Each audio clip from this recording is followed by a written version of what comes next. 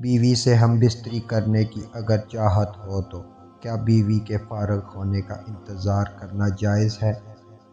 بسم اللہ الرحمن الرحیم۔